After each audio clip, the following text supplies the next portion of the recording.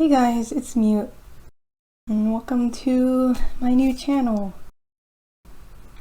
So I know I have an art channel here on YouTube, which, by the way, thank you so much for like over 3,500 subscribers. I think that was the last time I checked, but thank you so much. I never thought I would get to that number, honestly. But yeah, I know I have a channel here on YouTube, but I don't really post on there anymore just because I haven't really been motivated to make videos for that channel. Because at the moment my heart is more so focused on like I guess like social topics like this one. So yeah, will I ever go back to making art videos? I don't know. Or commentary videos, I guess. I'm not sure, but at the moment, this is kind of the video that I wanted to make. So yeah, I hope you guys will enjoy this video. But yeah, so I wanted to talk about my position on pornography and, why I am against pornography and against the industry.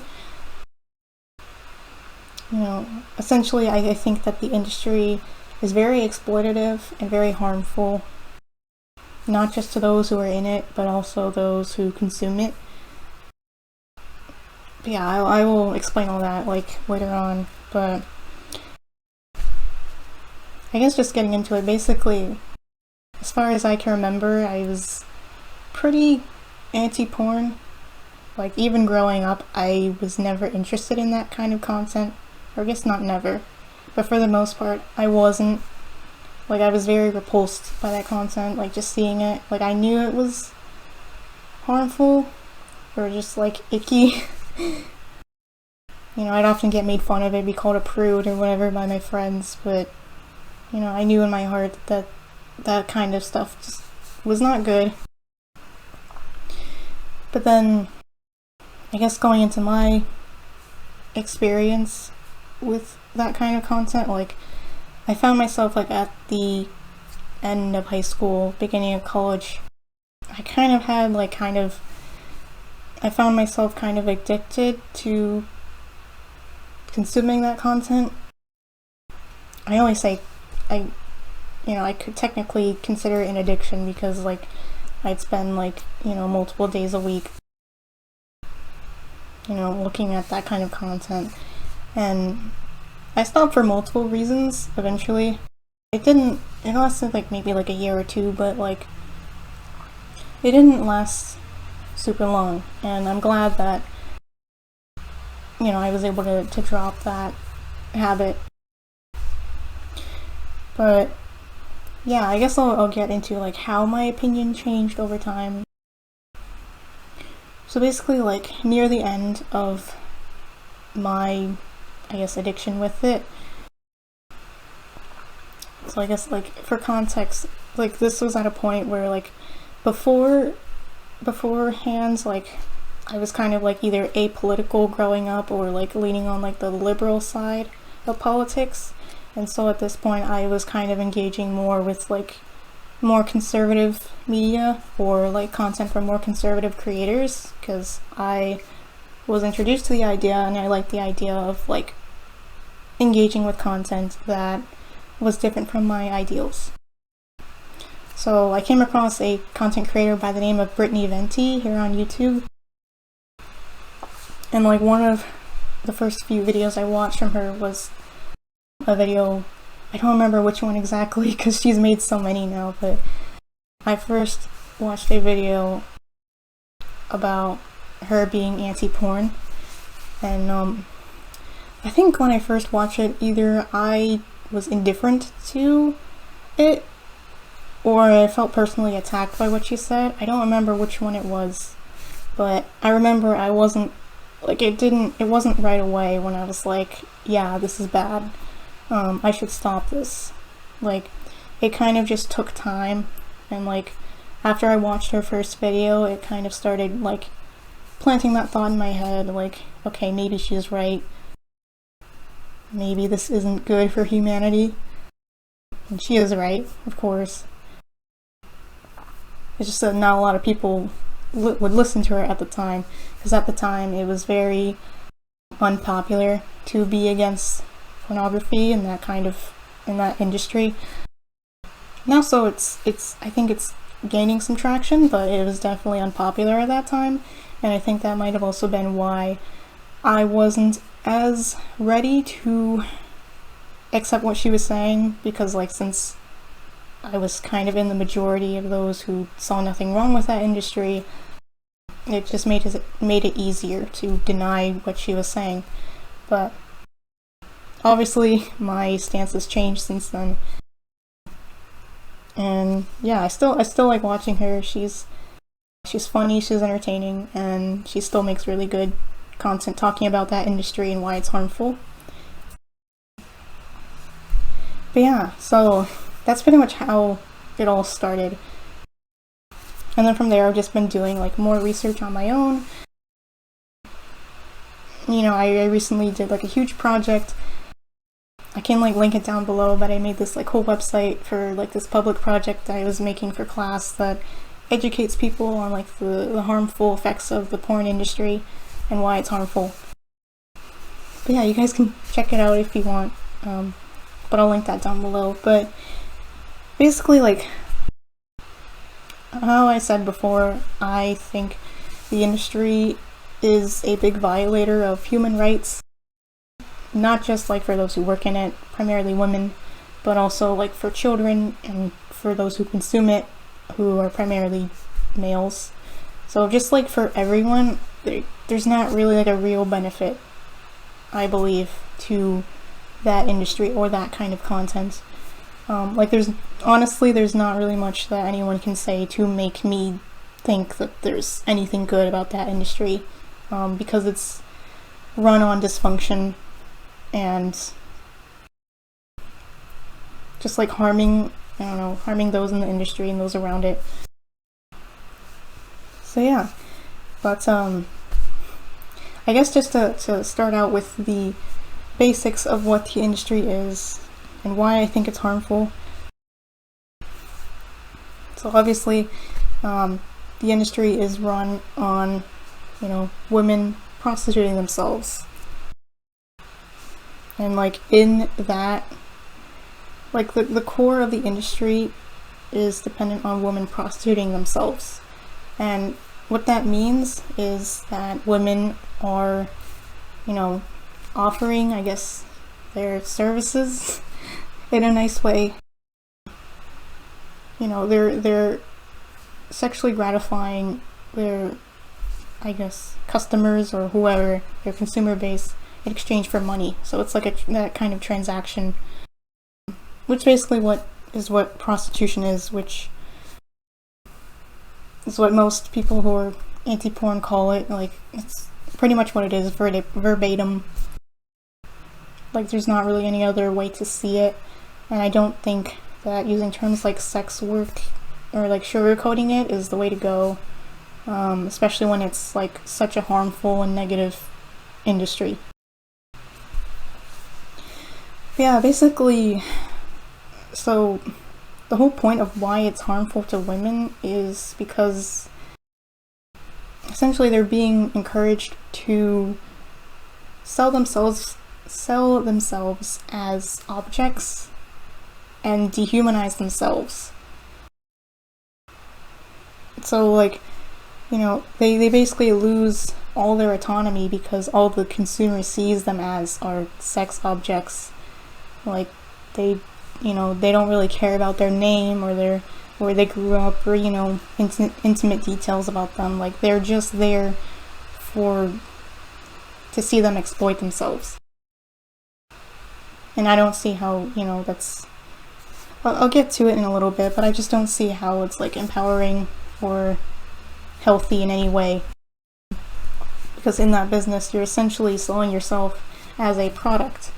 Whereas in like an actual legitimate business, there's a product that's a separate item, So in that essence, prostitutes who work in that industry are dehumanizing themselves because they are the item that the industry is selling. So yeah, that's just the obvious example of how the industry is harmful to women. There's also like a number of myths that are perpetuated by those who are pro-porn, who try to debunk the arguments of like anti-porn, I guess, people. So one of which is the myth that, like, you know, it's their choice to work in that industry, so, you know, leave them alone or let them do it or whatever. But I would argue that first off, like, just because it's a choice, that doesn't mean it's a good choice. Like, I, for instance, can choose to do things that are also harmful to me and my body and my well-being, but that doesn't mean that those choices were good choices. You know what I mean? So, and also like the myth that it's their choice isn't really even correct, because most women who are in that industry are sex trafficked, so they don't really have a choice, like, in the first place. Like, most of them are brought in through coercion or threats or out of financial desperation. You know, like, they see that as like their only option. So like it kind of gives the illusion of a choice at most, but it's really not their choice. Like, most people, you know, most functioning people would not decide to work in that industry if there was another option. Yeah, a second myth that a lot of people find as a motivator to join that industry is the quote-unquote financial benefits to it. A lot of what's you know, spread in like the media about that kind of work, it kind of glamorizes those who work in that industry, and it only shows like the best case scenario. So you see like all these people making so much money off of prostitution, when in reality that's only like the top 1% of those in that industry. Like 99% of those working in it don't even make minimum wage in reality. And, you know, that's something that most of the workers don't realize until, you know, they're deep into it and they can't get out of it. And, you know, they're stuck making pennies by selling their bodies and degrading themselves. So yeah, it's all like, it's not true at all. Like, OnlyFans themselves like have said that only the top 1% or less make either enough to earn a living, like a sustainable living, or more. So yeah, and it's also not a very sustainable job because you can only get to that high position through luck, essentially. Like, thinking about it, it's all pretty much based on like whether people find you attractive or not. It's not based on any type of skill, you know, so no matter how hard you try, if people just don't find you attractive enough, you're not gonna, you know, get into that industry. And obviously that's not a very stable way to move up in that industry, and it doesn't provide a stable source of income, because, you know, something like attractiveness or sexual attraction is very subjective. Obviously, people have their own reasons for finding the things that they find attractive, so, and you can't really do anything about that. So like, as someone in that industry, you're kind of at the mercy of your consumer base to, I don't know, make your money. So yeah, and it's not like based in any skill either. Like, it doesn't take any skill to be in that profession. So I don't really understand why people consider it like a job when pretty much anyone on the street can do it. In fact, that's how they used to do it, on the street. So, but yeah. And then another myth that people mainly say just to kind of try and justify it is that like they find it enjoyable. Like, people who work in that industry find it quote unquote enjoyable. But I think that's mostly just used as kind of like a cope in a way. Because there's a statistic that said that 90% of those who work in the industry, they want to leave that industry. But the thing is that they can't. Either because, that's kind of like their only option. Because like once you work in that industry, that's kind of all you're known as, like especially online. It's very hard for those in that industry to find a functioning job and try to rehabilitate into society afterwards, because their content is like all online. It's very accessible. It's very easy for employers to find, their family, their friends, anybody.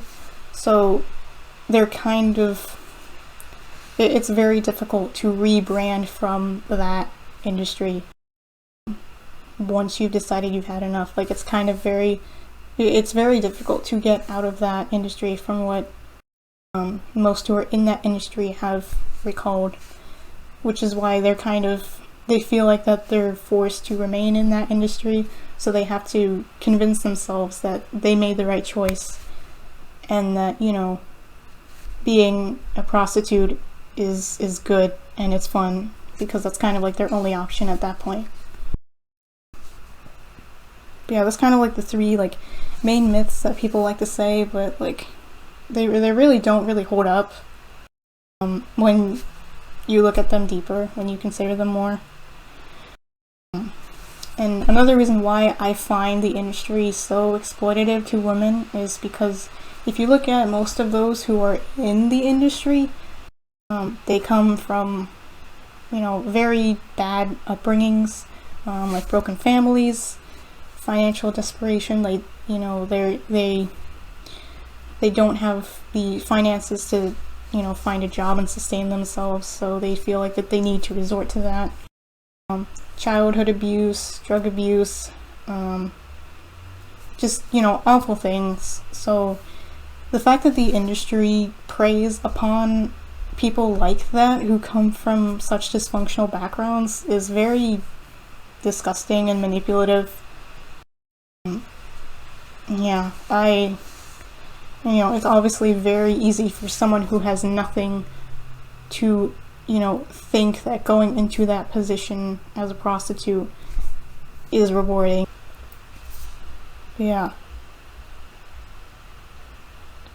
So essentially, like, it shows that the environment that prostitutes or those who work in the industry grow up in it contributes very much to how they see themselves and how they think of themselves in terms of like how valuable they are. So obviously if you don't have any value to begin with, you would be more likely to join the industry that devalues you already. So yeah, another reason why I think the industry is very scummy. And then going into how it affects society. So it causes people to disregard the humanity of those in the industry. Like obviously, since the workers are showcasing themselves as sexual objects, like that's practically how they're seen by their audience as well. Most people don't care about the well-being of them, those in the industry. They're just there. They only see them as a product, and that's it. So it's very dehumanizing, like I mentioned before. And then, in general, the industry also, like, convinces people, or it really psychologically changes you. And that was something I also experienced in my, when I engage with that kind of content. It psychologically, like, messed me up, and I'm still kind of sort of dealing with those effects today. It's not as bad, thankfully, but yeah, it really distorts people's views on intimacy and romance and what that should look like, because obviously the industry plays up what that concept is. It's obviously not real. most of what is produced, most of that content is not realistic. So people are going to develop unrealistic ideas about, something that's ideally a very intimate practice between two people. Like how I see it is that something as intimate as that should be kept between two people. It should be private, and it shouldn't be broadcasted for millions to see, because then it kind of devalues that intimacy, like that feeling. So yeah, it just really warps people's perceptions. Yeah. And then talking about how the industry affects children. So I think that the obvious case is, like, since it's all online, most porn that's online is free, and it's, therefore readily accessible to children. And I don't think this should be a hot take, but I don't think children should be exposed to that kind of content. Like, children should be focused on, appropriate things, Children should be children. They should not have access to that content. And, everything, the internet, with everything being online, like, it makes it so easily accessible. Like, I read a statistic that said that most children who are exposed to that kind of content are exposed to it, like, by the age of 11, if not younger. And that was from, like, years ago, so imagining how much time has passed since then, it's probably gone down, and that's, like, a scary thought. But yeah, like I said, children shouldn't be exposed to that kind of content. And, just considering the psychological damage that it does to adults, like, imagine how much more damage is done to the mind of a child whose brain is, like, developing, or not even developed, So, yeah.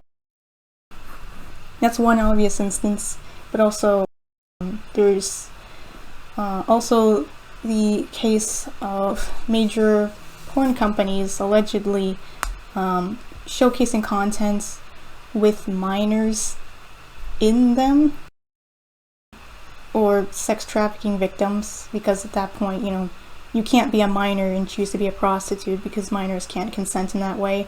So they're automatically a sex trafficking victim. So allegedly, there's been big companies that have shown content with, sex trafficked minors in them. Some of them even verified, so that's even worse. No one's verifying the ages, whether they're, an adult or not. Yeah, that's very scary. Obviously it's bad to have that content on your platform.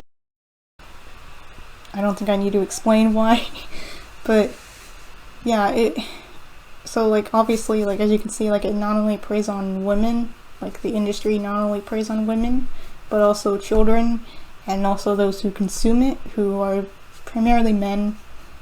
There's, like, tons of statistics that say, like, men are more likely to consume that content compared to the amount of women that do. So just, like, in general, it's, like, a very harmful industry, and yeah, I don't support it at all. As a woman, I don't think, like, it perpetuates good values that women should have. Like, it takes no skill.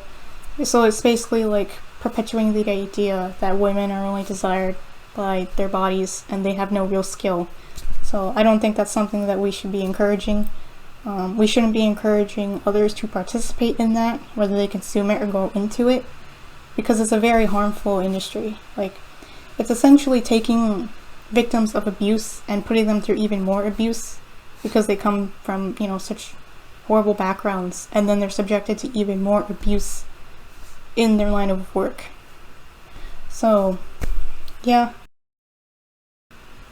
That's kind of where I stand. I don't know how to end this, but, I mean, if you have any questions, or anything that I could elaborate on, feel free to let me know. I'm sure there's probably a lot of stuff that I skipped over, or didn't elaborate enough on. This is kind of like the first time that I've actually, I'm actually talking into a camera. But, I've been like deciding, like going back and forth if I should, show myself, but at the same time, like, it's me talking about something that I think more people should listen to, and it's something that I'm passionate about. So, like, even if this is online forever, like, I don't really mind, because, it's attached to something I feel that's very important. Yeah, thank you so much if you stayed till the end of the video. Yeah, I hope you guys like this kind of content, because I have more ideas for this channel. And yeah, if you liked the video, feel free to give it a like and subscribe. And as always, I hope your day is as lovely as you are. Bye bye.